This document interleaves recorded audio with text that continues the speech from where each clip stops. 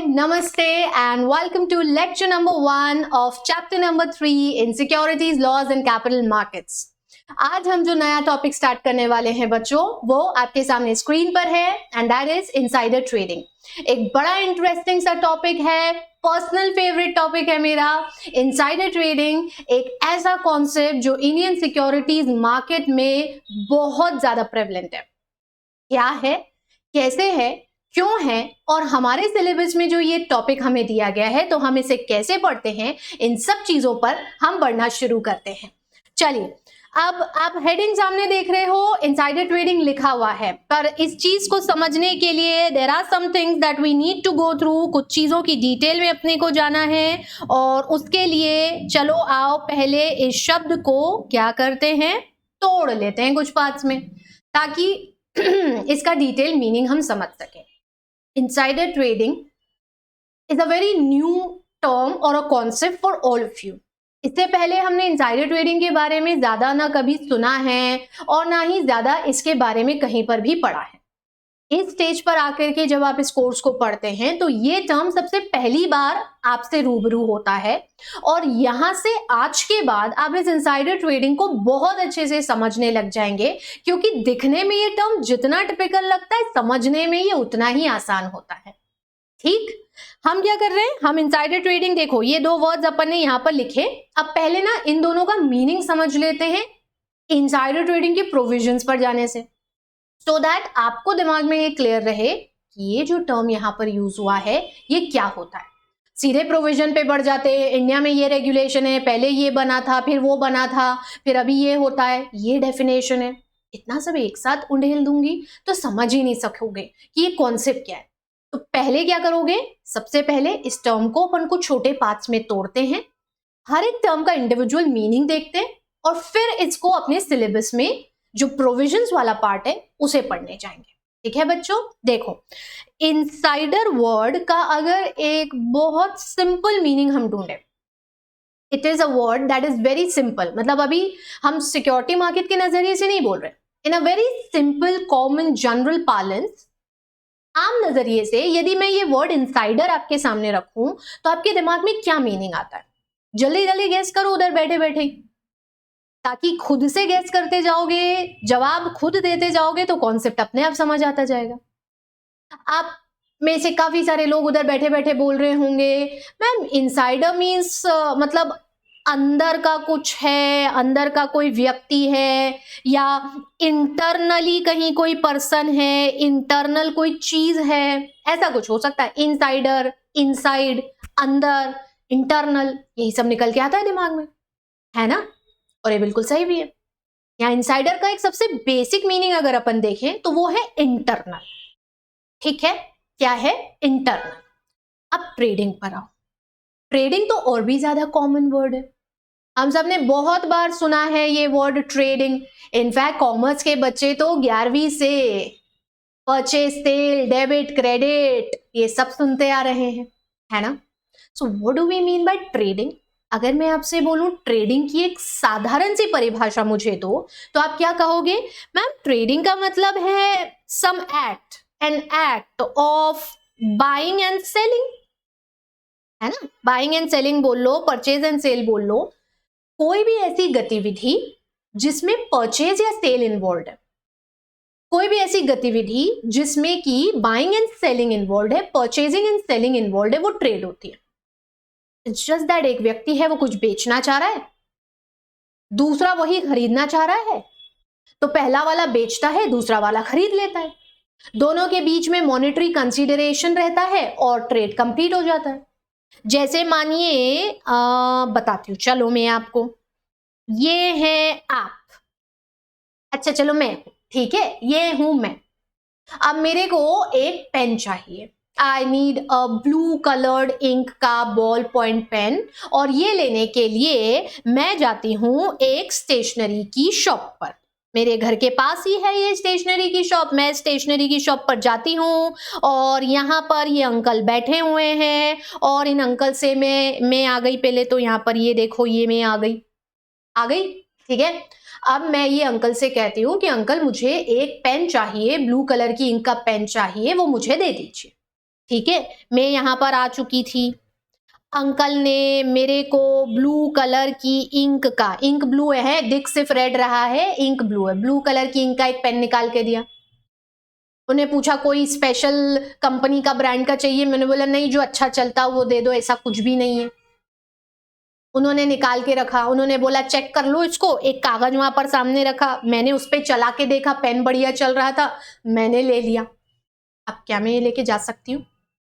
आप बोलोगे अरे मैडम ऐसे कैसे ले जाओगे, इसकी कीमत चुकानी पड़ेगी ना, ये जो सामान मैंने खरीदा है, ये जो पेन मैंने लिया है, आई हैव टू पे the consideration for it, right? तो मैं अंकल से अगला सवाल क्या पूछूंगी, अंकल ये पेन कितने का है? तो अंकल ने मुझे बताया कि ये 10 रुपए का है। अब मैंने क्या करा, मैंने 10 रुपया निकाल करके, ये मेरा 10 रुपया भी ठीक है, ऐसे ही दिखता ही है, ये 10 रुपया निकाल के मैंने अंकल को दे दिया, अंकल ने पेन मेरे को दे दिया और मैं घर वापस आ गई। अंकल और मेरे बीच में जो ट्रांजैक्शन हुआ उसको आप क्या कहते हो? ट्रेडिंग। बस that's how trading is. There is a purchaser, इस एग्जाम्पल में परचेजर कौन है? मैं हूं, and there is a seller, वो कौन है? वो शॉप वाले अंकल हैं, है ना? So there is a purchaser, there is a seller. मुझे कुछ खरीदना है, अंकल बेचने के लिए तैयार बैठे हैं, मैं गई, सामान पसंद करा, पैसा दिया, कंसिडरेशन दिया और पेन लेके आ गई। मेरे और अंकल के बीच में ट्रेड ट्रांजैक्शन कंप्लीट हो गया। That's how trading is in its simplest of the sense. और इस तरह से ये दो शब्दों का मतलब भी आपके सामने आ गया।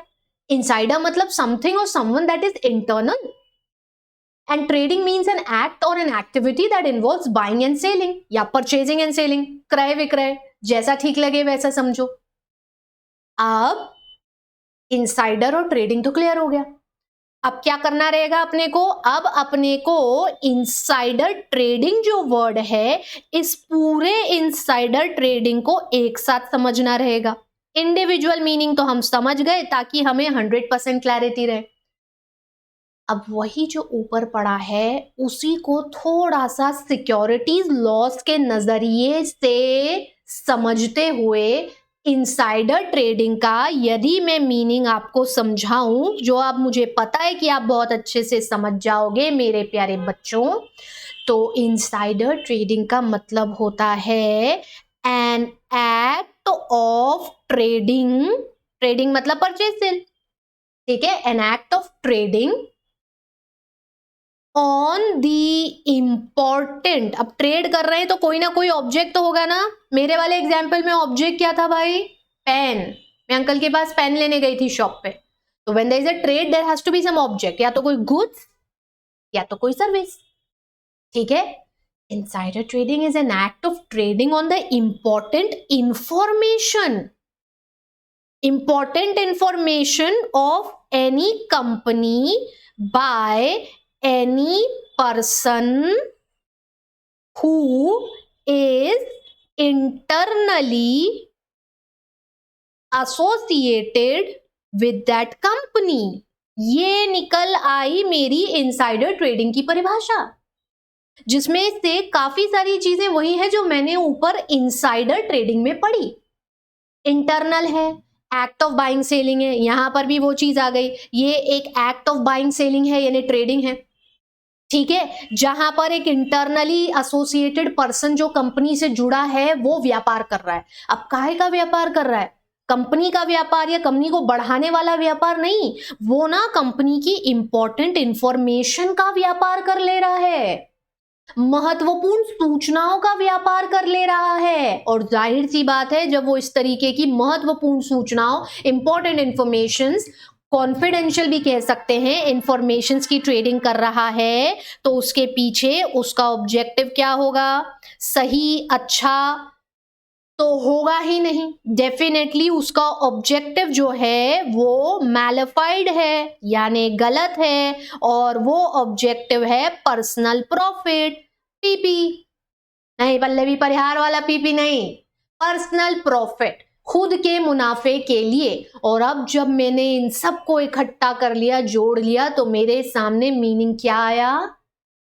ऐसी कोई भी व्यापारिक गतिविधि जिसमें कंपनी में आंतरिक स्तर पर जुड़ा हुआ उसका कोई भी कर्मचारी यदि उसकी महत्वपूर्ण सूचनाओं, विशेषकर मूल्य से संबंधित सूचनाओं का व्यापार स्वयं के मुनाफे कमाने के उद्देश्य से करता है, तो ये गतिविधि, ये एक्टिविटी इनसाइडर ट्रेडिंग कहलाती है।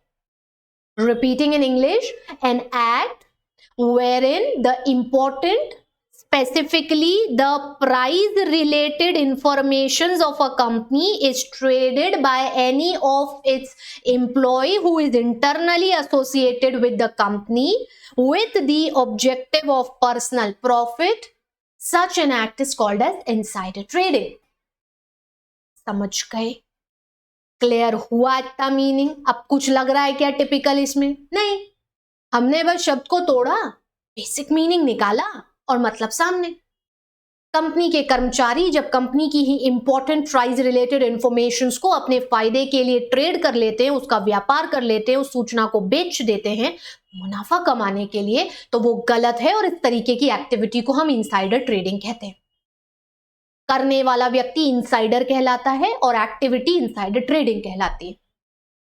And insider trading is one of the biggest menace on the Indian, not just the Indian, but the world securities market. menace बहुत बड़ी परेशानी, अभिशाप बोल सकते हैं अपन, क्योंकि इसके चलते वो चुनिंदा लोग जिनके पास ये सूचनाएं हैं वो फायदा उठा लेते हैं। और नुकसान किसका होता है भाई? जिन तक वो सूचनाएं नहीं पहुंची है उनका नुकसान हो जाता है। और इसीलिए ये व्यापारिक गतिविधि गलत है भाई। यदि कोई सूचनाएं सभी को बांटी गई हैं और उसके बाद उसके आधार पर वो सब लोग निर्णय लेते हैं तो बात सही है, बट कुछ चुनिंदा तक वो सूचना गई है, कुछ सिलेक्टेड तक वो इंफॉर्मेशन गई है, just because of the privilege of being internally associated with the company, just because of that privilege of being internally associated with the company आपके पास वो सूचनाएं हैं और यदि आप अपने पर्सनल प्रॉफिट के लिए उसे इस्तेमाल कर लोगे तो ये तो गलत है ना, ये तो गलत है ना। घर में 4 बच्चे हैं, एक पिता और माता के 4 बच्चे हैं, सोनू, चीनू, चिंटू, पिंटू। बड़े प्रिय हैं चिंटू पिंटू उनके, बट सोनू चीनू से भी उन्हें बड़ा प्रेम है। सोनू, चीनू, चिंटू, पिंटू ये 4 बच्चे हैं। एक दिन पिताजी दफ्तर से घर लौटते समय बाजार से चॉकलेट खरीद कर लाते हैं, पर अनफॉर्चुनेटली दुकान पर सिर्फ 2 ही चॉकलेट बची थी, उन्हें 4 चॉकलेट नहीं मिलती है, तो वो 2 ही खरीद लाते हैं ये सोच करके कि मैं आधी आधी करके सोनू, चीनू, चिंटू, पिंटू चारों में बांट दूंगा। बच्चे 4 हैं, चॉकलेट 2 है तो क्या हुआ, मैं अपने बच्चों में आधी आधी करके बांट दूंगा, आधा आधा टुकड़ा सबको मिल जाएगा, सोनू, चीनू, चिंटू, पिंटू सब खुश हो जाएंगे। पिताजी ये सोच करके चॉकलेट खरीद लेते हैं और घर आकर के उसे फ्रिज में रख देते हैं कि कपड़े बदलकर मुंह हाथ धोकर रात का जब खाना खा लेंगे उसके बाद में बच्चों को दूंगा ये और वो बड़े खुश हो जाएंगे।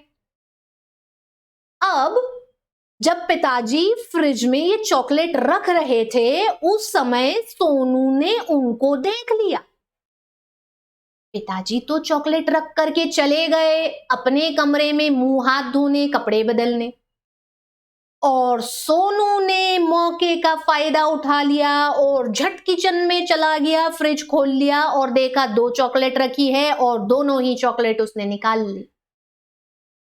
वो दोनों चॉकलेट उसने निकाल ली और दोनों ही चॉकलेट उसने खा ली। ये नहीं सोचा कि उसके पीछे जो उसके 3 भाई हैं यानी कि चीनू और चिंटू और पिंटू, इनका क्या होगा।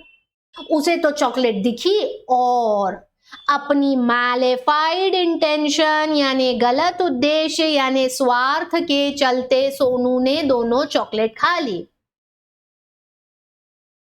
ये गलत था ना। जस्ट बिकॉज सोनू ने पिताजी को ये चॉकलेट रखते हुए देख लिया था और चीनू और चिंटू और पिंटू ने नहीं देखा था, क्या इसका ये मतलब है कि सोनू को अपने भाइयों चीनू और चिंटू और पिंटू को नहीं देना चाहिए? गलत है ना। ये सोनू की जिम्मेदारी थी, भाई होने के नाते उसका फर्ज था कि वो चीनू को और चिंटू को और पिंटू को भी वो चॉकलेट बांटे। और जो उसने ऐसा नहीं करा तो उसने क्या करा, गलत तो करा ही, पर इसको इस भाषा में इनसाइडर ट्रेडिंग कहेंगे। सिर्फ अपने फायदे की पूर्ति के लिए वो महत्वपूर्ण चीज जिस पर सबका हक था वो उसने यहां खुद खा ली, कंपनी में ऐसी इंफॉर्मेशन, ऐसी सूचनाओं को किसी और को बेच दी। अब क्या हुआ भाई, सोनू का तो पेट भर गया, मन भर गया वो चॉकलेट खा करके, वो तो बड़ा प्रसन्न हो गया, खुश हो गया। खुशी होगा, चॉकलेट खाने के बाद कोई रोता है क्या है? कभी हमने क्या ऐसे चॉकलेट ऐसे चॉकलेट खाते क्या हम? नहीं, हम जब चॉकलेट खाते हैं तो हम बहुत खुश होते हैं, या इनफैक्ट रोते भी रहते हैं तो मम्मी पापा हमको चॉकलेट पकड़ा देते हैं कि बच्चा चुप हो जाएगा, बच्चा चुप हो जाएगा। तो सोनू बड़ा खुश हो गया चॉकलेट खा करके, उसका तो मन भर गया चॉकलेट खा के। पर चीनू और चिंटू और पिंटू का भी बराबरी से हक था ना उस चॉकलेट पर, वो भी तो उसी पिता की संतानें थी ना, उनका भी तो हक था ना पिताजी के द्वारा लाई गई उस चॉकलेट को खाने का। बस यही तो बात है बच्चों।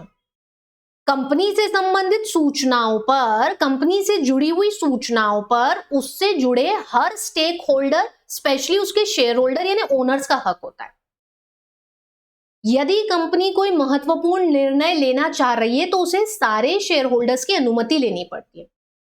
यदि कोई वो महत्वपूर्ण सूचना बताने जा रही है तो उसे वो सूचना सबको एक बार में बतानी होती है, सबको एक ही बार में बतानी होती है। ऐसा नहीं होता कि 4 को अलग बताएंगे, 5 को अलग बताएंगे, 10 को अलग बताएंगे। और जब ये सूचनाएं बाकी सबको नहीं पता है और किसी 1 या 2 या 4 को पता है, जस्ट बिकॉज वो कंपनी से इंटरनली जुड़े हैं, जैसे कि उसके एम्प्लॉय हैं, यानी बोर्ड ऑफ डायरेक्टर्स में कोई है, बोर्ड ऑफ डायरेक्टर्स में कोई है, सीईओ, सीएफओ, सीओओ जैसी डेजिग्नेशन को होल्ड करने वाले केएमपीज में से कोई है, जब अपनी डेजिग्नेशन के चलते इनके पास ये सूचनाएं रहती हैं और ये इन सूचनाओं का गलत फायदा उठा लेते हैं तो इसे इनसाइडर ट्रेडिंग कहते हैं। अब समझ गए? Sonu was the insider in this example of ours, and Chinu and Chintu and Pintu were those innocent shareholders who had suffered just because they did not saw their father while putting that chocolate in the refrigerator. They did not notice, they did not saw, they did not had access to that particular place जब पिताजी refrigerator में chocolate को रख रहे थे। Base clear हो गया? समझ गए क्या इनसाइडर ट्रेडिंग? चलो अब यहां आओ और देखो मैं आपसे यहां नोट्स के माध्यम से क्या कहना चाहती हूं, क्योंकि परीक्षा में सोनू और चिंटू और पिंटू और चीनू थोड़ी लिख के आएंगे। परीक्षा में तो हमको यहां पर जो सोनू और चीनू और चिंटू और पिंटू यानी सेक्शन दिए गए वो सब लिखना पड़ेंगे। तो देखिए यहां क्या कहा गया।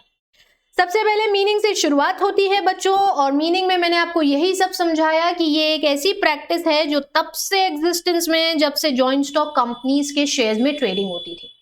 It is prevalent since then.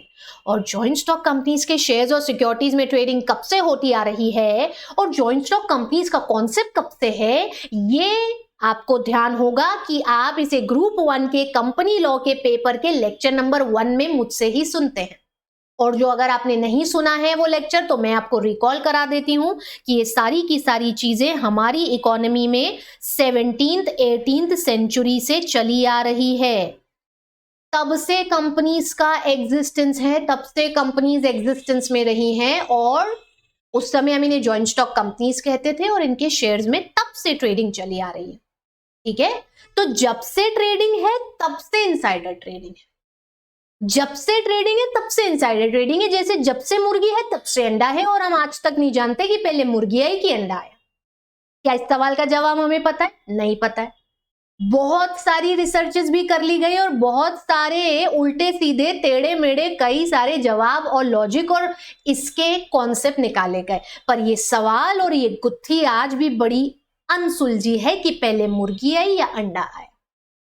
वैसे जब से जॉइंट स्टॉक कंपनीज हैं तब ही से इनसाइडर ट्रेडिंग का कॉन्सेप्ट है।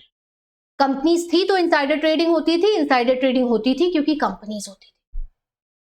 और इन सबके पीछे एक मुख्य उद्देश्य क्या होता था? खुद का फायदा, लालच, स्वार्थ। कि ये मेरा हो जाना चाहिए, फायदा मुझे मिल जाना चाहिए, मुनाफा मुझे मिल जाना चाहिए। ये स्वार्थ की भावना, ये लालच की भावना इनसाइडर ट्रेडिंग के पीछे का सबसे बड़ा कारण होती है। इनफैक्ट सिर्फ इनसाइडर ट्रेडिंग क्या यार, कलयुग की हर परेशानी का सबसे बड़ा कारण एक ही तो है, स्वार्थ। मैं हर चीज में मैं, बकरी वाला मैं नहीं, हर चीज में मैं। ये हो रहा है तो मुझे चाहिए, वो हो रहा है तो मुझे चाहिए, ऐसा हो रहा है तो मेरे साथ क्यों हो रहा है, ये हो रहा है तो मेरे लिए ही होना चाहिए, उसके लिए नहीं होना चाहिए। There are lot of things ना। ये वाला मैं, ये वाला स्वार्थ हर परेशानी की जड़ बन जाता है। तो बस इनसाइडर ट्रेडिंग की जड़ भी यही मैं है। मैं, समझ रहे हैं? मैं। आगे आइए, देखिए क्या कहा गया हमसे आगे कि भाई ये कॉन्सेप्ट तभी से प्रिविलेंट रहा है और सिर्फ इंडिया भर में नहीं, वर्ल्ड वाइड में, और आज की डेट में ये सबसे बड़ा चैलेंज बन चुका है। It has now become a formidable challenge, a big challenge for the economies across the world. अच्छा, और जैसे जैसे ना दुनिया के सिक्योरिटी मार्केट्स का मैग्नीट्यूड बढ़ता जा रहा है, क्षेत्र बढ़ता जा रहा है, जैसे जैसे इनका एरिया ऑफ ऑपरेशन बढ़ता जा रहा है, मैं लिखती चलती हूँ यहाँ पे साथ में ताकि आपको कंफ्यूजन ना रहे। यहाँ पर मैग्नीट्यूड से हमारा मतलब है इनका एरिया ऑफ ऑपरेशन। तो जैसे जैसे बच्चों ये बढ़ता जा रहा है ना, वैसे वैसे परेशानी भी बढ़ती जा रही है, वैसे वैसे इनसाइडर ट्रेडिंग का दायरा भी बढ़ता जा रहा है, वैसे वैसे इनसाइडर ट्रेडिंग का दायरा भी बढ़ता जा रहा है। भाई जब आप इतने छोटे थे मतलब जब आप पैदा हुए थे, तो आप एक छोटे से झूले में बैठ लिया करते थे, लेट लिया करते थे, वहीं खेल भी लेते थे, सब कुछ वहीं हो जाता था। पर जैसे जैसे आप इतने से इतने होते गए, जैसे जैसे आप बढ़ते गए, आपके उस झूले का और झूले से फिर तब्दील हुए बेड का साइज भी बढ़ता गया। ठीक उसी तरह से झूले छोड़िए, आपके कपड़े, जूते, चप्पल, जरूरत की हर चीज का साइज बढ़ता गया। सिक्योरिटीज मार्केट जैसे जैसे बढ़ते जा रहे थे ना, वैसे वैसे ये इनसाइडर ट्रेडिंग का दायरा और परेशानी भी बढ़ती जा रही थी और आज एक बहुत बड़ा चैलेंज बन चुकी है हम सबके लिए। समझ रहे? ठीक है।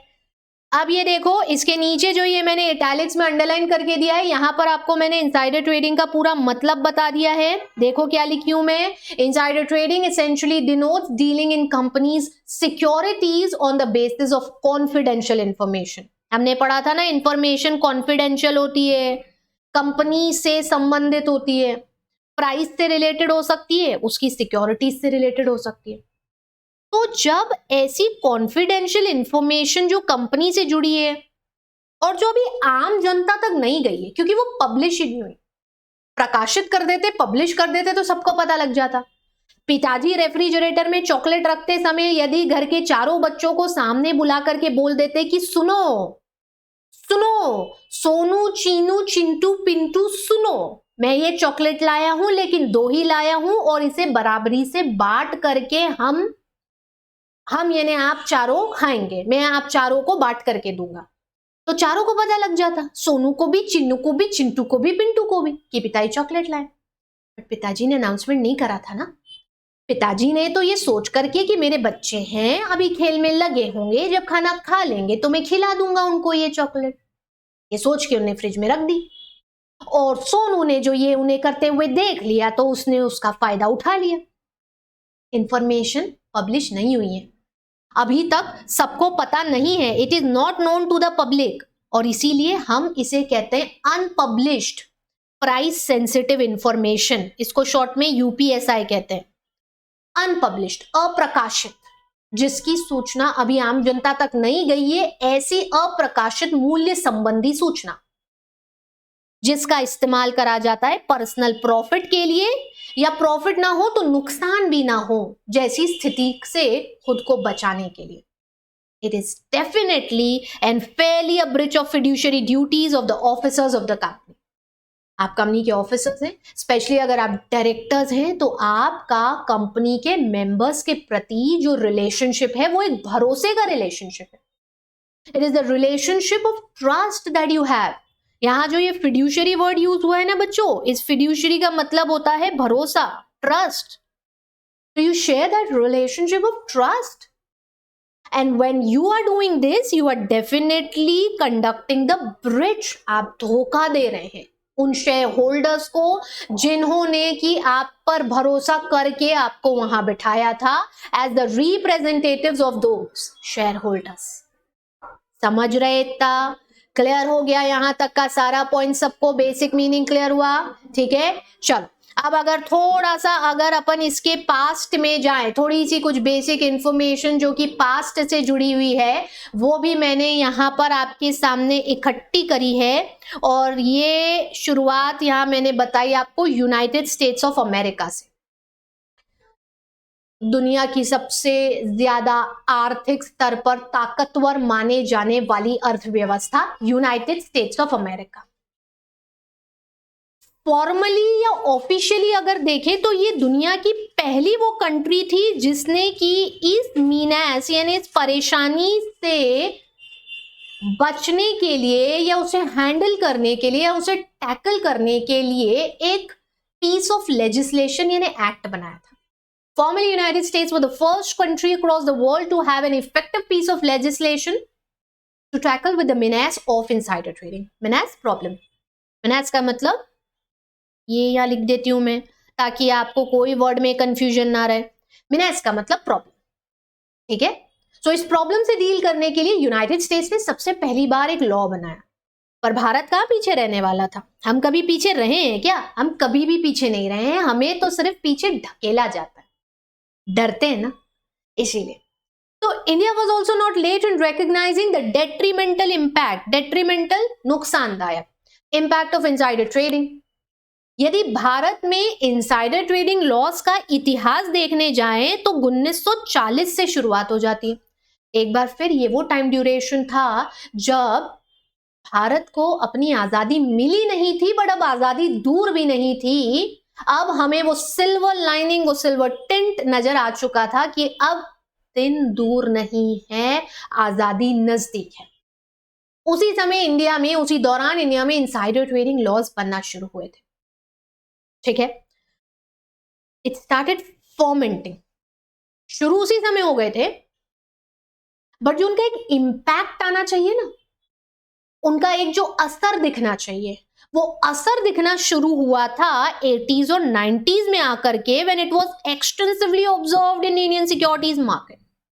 शुरुआत तो इनकी 1940 से हो गई थी, हमने तभी बना दिया था इन्हें, पर इनका असर दिखना, इनका फायदा दिखना शुरू हुआ था 80s और 90s से. ठीक वैसे ही जैसे आयुर्वेदिक दवाएं होती हैं, इमीडिएट इंपैक्ट नहीं आता इनका, लेकिन इनका जो इंपैक्ट होता है वो लॉन्ग लास्टिंग था. इंडिया की ये लॉज आयुर्वेदिक दवाओं जैसे थे तो नहीं, मैं ये तो नहीं कहूंगी, पर हाँ ये जरूर था कि धीरे धीरे सही इनका असर दिख रहा था और इनसाइडर ट्रेडिंग को रोकने के लिए एक्सटेंसिवली ये लॉज काम कर रहे थे. गवर्नमेंट इन लॉज की सहायता से इंडियन स्टॉक मार्केट्स में इनसाइडर ट्रेडिंग को रोकने के प्रयास कर रही थी. पर जहां तक बात कंपनीज एक्ट की थी, कंपनी एक्ट में उस समय इनसाइडर ट्रेडिंग को लेकर के कोई प्रावधान नहीं था. And owing to this inadequacy of regulatory provisions, it related to formulation of the first ever systematic code for preventing insider trading in India, और उसका नाम था SEBI Insider Trading Regulations 1992. 56 की कंपनी एक्ट में कोई पॉइंट नहीं था insider trading को रेगुलेट करने के लिए. नए कंपनी एक्ट में है, मैं पढ़ाऊंगी आपको, आएगा अगले लेक्चर में आ जाएगा वो वाला पॉइंट, या आज ही आ जाएगा. ठीक है, तो उस समय की कंपनी एक्ट में कोई चीज नहीं होती थी. और इसी कारण से जो छोटे छोटे छोटे छोटे रेगुलेशंस और लॉज बनाए गए थे, अब इन सबको हमने धीरे धीरे करके खत्म करा. और 1992 में इंडिया में सबसे पहला एक लॉ बना जिसे नाम मिला सेबी इनसाइडर ट्रेडिंग रेगुलेशंस का. The IT regulations of 1992 intended to define what was insider trading and to regulate the practices of insider trading. But then चीजें उतनी आसान थी नहीं जितनी नजर आ रही थी, उतनी सीधी भी नहीं थी जितनी नजर आ रही थी. ये समय वही समय था जिस दौरान इंडिया के स्टॉक मार्केट्स में सबसे बड़ा स्कैंडल, हर्षद मेहता स्कैंडल भी हुआ था. वो 500 करोड़ का घोटाला जिसके बारे में भारत के स्टॉक मार्केट ने कभी सोचा भी नहीं था, उस समय के भारत के लिए इतना बड़ा ह्यूज अमाउंट था कि स्टॉक मार्केट्स लड़खड़ा के गिर चुके थे। एंड स्लोली एंड ग्रेजुअली हम ये रियलाइज कर पा रहे थे कि ये इनसाइडर ट्रेडिंग रेगुलेशंस भी उतने इफेक्टिव नहीं है। इनकी बहुत बड़ी बड़ी नाकामियां और लिमिटेशंस की झलकियां हमें देखने मिली थी Hindustan Unilever limited versus SEBI के केस में, जहां खुद सेबी गलत साबित हो गया था इनसाइडर ट्रेडिंग को पकड़ने में। हिंदुस्तान यूनिलीवर लिमिटेड और ब्रूक बॉन्ड इंडिया लिमिटेड का उस समय में एक मर्जर होना था और उस मर्जर की सूचना ऑफिशियली तो नहीं बट रूमर्स के फॉर्म में मार्केट्स में थी। बावजूद इसके इनसाइडर ट्रेडिंग का एक केस लगा दिया गया था सेबी के द्वारा हिंदुस्तान यूनिलीवर लिमिटेड पर, जिसे जब सैट में ले जाया गया, सिक्योरिटी अपीलेट ट्रिब्यूनल में ले जाया गया, तो तथ्यों के आधार पर सैट के निर्णय में यह आया कि सेबी गलत था। सेबी खुद ही नहीं पकड़ पा रहा था इनसाइडर ट्रेडिंग को। That means the laws were not adequate enough to understand and trap what insider trading is. It was not enough to make us understand and trap the insiders of the market. उन्हें पकड़ने में, उन्हें रोकने में ये loss असक्षम साबित हो रहे थे।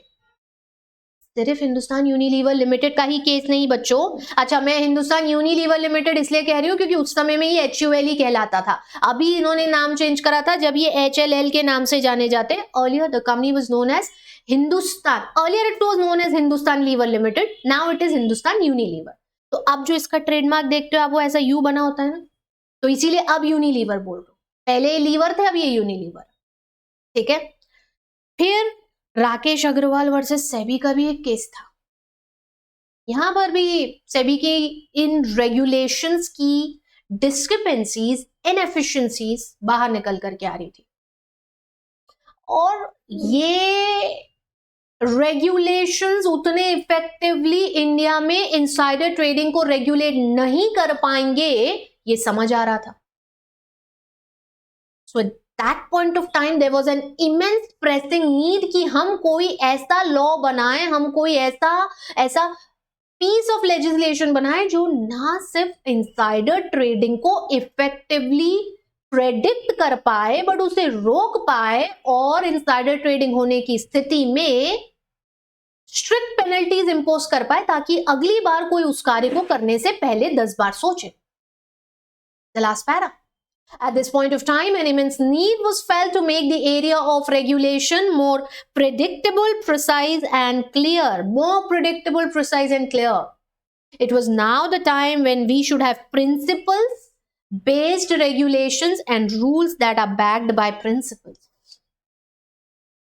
जब ये जरूरत महसूस हुई तो जरूरत की पूर्ति के लिए कदम भी उठाए गए। आवश्यकता आविष्कार की जननी है, ये हमने हमेशा सुना है।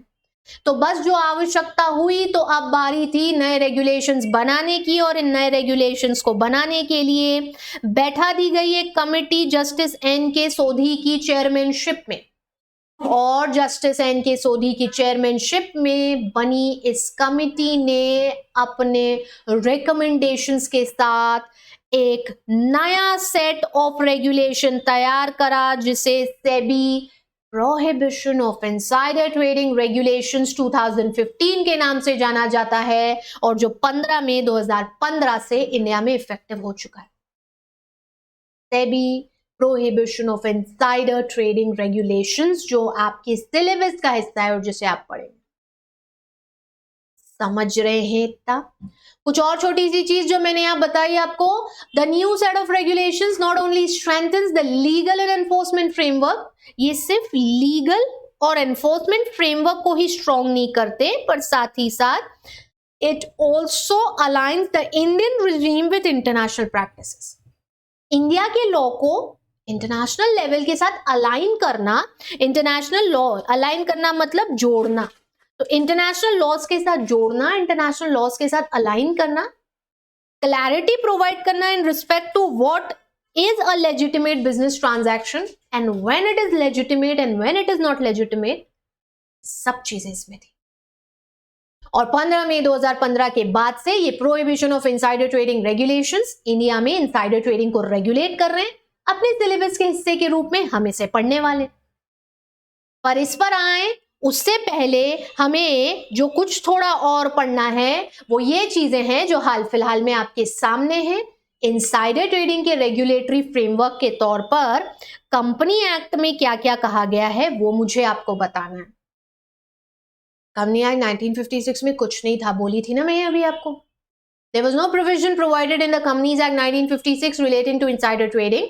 Unlike to that, 2013 में जो कंपनी एक्ट बना था उस कंपनी एक्ट में हमने स्पेसिफिकली सेक्शन 195 इंक्लूड करा, the section that talks about insider trading. सीधे से heading, prohibition of insider trading of securities. इस सेक्शन के 2 सब सेक्शंस में क्लियरली बता दिया गया कि इनसाइडर ट्रेडिंग कोई भी व्यक्ति डायरेक्टली इनडायरेक्टली नहीं कर सकता, और यदि करता हुआ पाया गया तो पनिशमेंट होगा। ये 2 चीजें यहां बताई गई। देखो, पहला, no person including any director KMP shall enter into insider trading, कोई भी नहीं करेगा, ठीक है।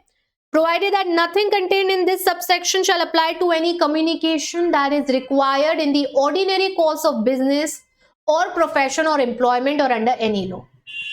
Day to day business या किसी प्रोफेशन के चलते, किसी बिजनेस या एम्प्लॉयमेंट के रिलेशनशिप के चलते यदि इंफॉर्मेशन कम्युनिकेट होती है तो वो इनसाइडर ट्रेडिंग नहीं होगी। बोर्ड ऑफ डायरेक्टर्स ने प्रैक्टिसिंग कंपनी सेक्रेटरी को यह बताया कि हमारी कंपनी के बोर्ड प्लान कर रहे हैं राइट्स इश्यू लाने का, अब इसके संबंध में सारी गाइडलाइंस पर आप हमें बताएं कैसे काम करना है। This is the passing of that unpublished information which is still not known to the public to a person but by reason of his being associated with the company in a professional capacity. Practicing company secretary professional services दे रहा है, company की help करेगा उस पूरे के पूरे issue में, तो उससे जब आप ये सब चीजों का डिस्कशन कर रहे हैं ना, तो यहां ये नहीं बोलेंगे कि कंपनी के डायरेक्टर्स इनसाइडर ट्रेडिंग कर रहे हैं, ठीक है, समझ रहे हैं इतना। सो अपार्ट फ्रॉम दिस, इसको छोड़ दे तो कोई भी व्यक्ति डायरेक्टली इनडायरेक्टली इनसाइडर ट्रेडिंग नहीं करेगा, और जो यदि करता हुआ पाया गया तो फिर क्या होगा भैया, he shall be punishable with imprisonment. Imprisonment जो 5 साल तक का हो सकता है, या फाइन जो कि 5 लाख रुपए से लेके 25 करोड़ रुपए तक हो सकती है। इवन ये अमाउंट बढ़ करके 3 टाइम्स ऑफ द अमाउंट जो आपने इनसाइडर ट्रेडिंग में कमाया है तक हो सकता है ना। दोनों में से जो भी, तीनों में से जो भी ज्यादा है, 5 लाख से या 25 करोड़ तक जा सकता है।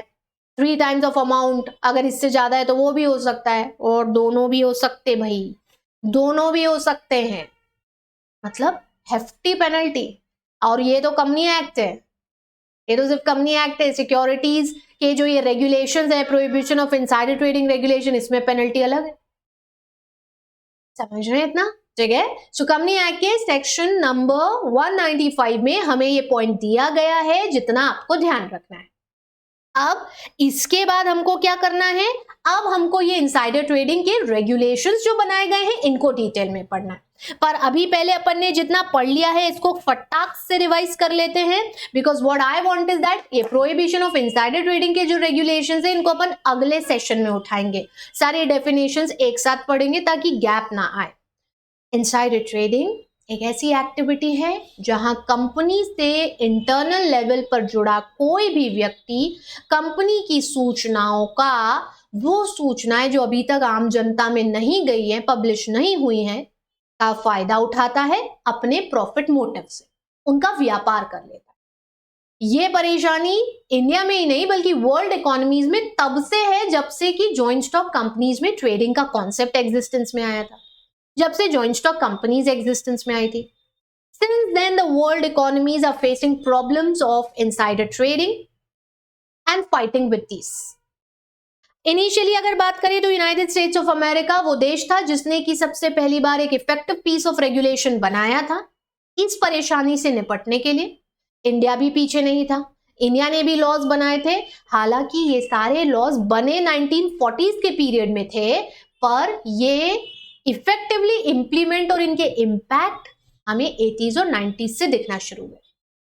ठीक है, समय जैसे जैसे बीतता जा रहा था, इंडिया इंटरनेशनल लेवल्स पर compete कर रहा था और समय के साथ साथ ये जो रेगुलेशन थे ये बार बार इनइफेक्टिव साबित हो रहे थे।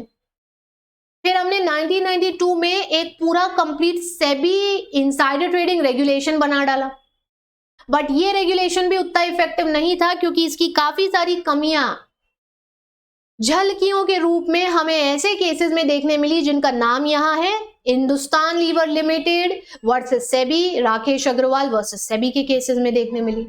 कुछ केसेस अपन डिस्कस भी करेंगे आखिर में, चैप्टर के आखिर में। ठीक है, तो फिर अब जरूरत थी कि हम कोई नया ही पीस ऑफ लेजिस्लेशन बनाए, एक ऐसा रेगुलेशन बनाए जिस रेगुलेशन की सहायता से हम इन सारी पुरानी कमियों को दूर कर सके, इनसाइडर ट्रेडिंग को ना सिर्फ ठीक से परिभाषित करें, इसके दायरे को बढ़ाएं, इसके अंतर्गत होने वाली गलत गतिविधियों को सही ढंग से परिभाषित करें ताकि इन्हें रोका जा सके।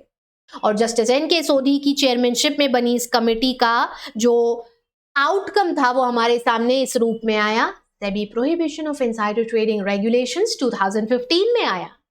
15 मई 2015 से ये इफेक्टिव हो गया और तब से लेके आज तक ये इनसाइडर ट्रेडिंग रेगुलेशंस अमेंडमेंट्स इसमें डेफिनेटली हुए हैं, हम अमेंडेड ही पढ़ेंगे अपने अमेंडमेंट्स के साथ। तब से ये रेगुलेशंस इनसाइडर ट्रेडिंग को इंडिया में रेगुलेट करते हैं। They not just only define what insider trading is, but also provides for provisions to regulate insider trading, to curb, यानी उसे खत्म करना, कम करना, to also curb insider trading. पुराने कंपनी एक्ट में कोई प्रावधान नहीं थे इंसाइडर ट्रेडिंग के, लेकिन नए कंपनी एक्ट में थे और वो था सेक्शन नंबर 195, जिसने बड़ा क्लियरली कहा कि कोई भी व्यक्ति, कोई भी officer, person directly indirectly company में इनसाइडर ट्रेडिंग नहीं करेगा, और जो करता हुआ पाया गया तो क्या होगा भैया, 5 साल तक की सजा हो सकती है, 5 लाख से 25 करोड़ या even 3 times of amount of profit earned तक, व्हिचएवर इज हायर, का जुर्माना या दोनों हो सकता है। हाँ, यदि वो अपने day to day course of business में किसी लॉ के चलते, प्रोफेशन या एम्प्लॉयमेंट के चलते कोई इंफॉर्मेशन पास ऑन कर रहा है तो इस चीज को इनसाइडर ट्रेडिंग नहीं माना जाएगा। इतना समझ गए हैं आप सब लोग? ठीक है, चलिए आज के सेशन को यहीं खत्म करते हैं। एक बेसिक इंट्रोडक्शन और कंपनी एक्ट का प्रोविजन यहाँ खत्म हुआ। अब जो ये रेगुलेशंस हैं इसमें क्या क्या डेफिनेशंस हैं और इनसाइडर ट्रेडिंग को किस तरह से ये रेगुलेशंस डिफाइन करते हैं, इसके लिए हम मिलेंगे लेक्चर नंबर 2 में। Till then take very good care of yourselves. I will see you soon. Bye bye, take care.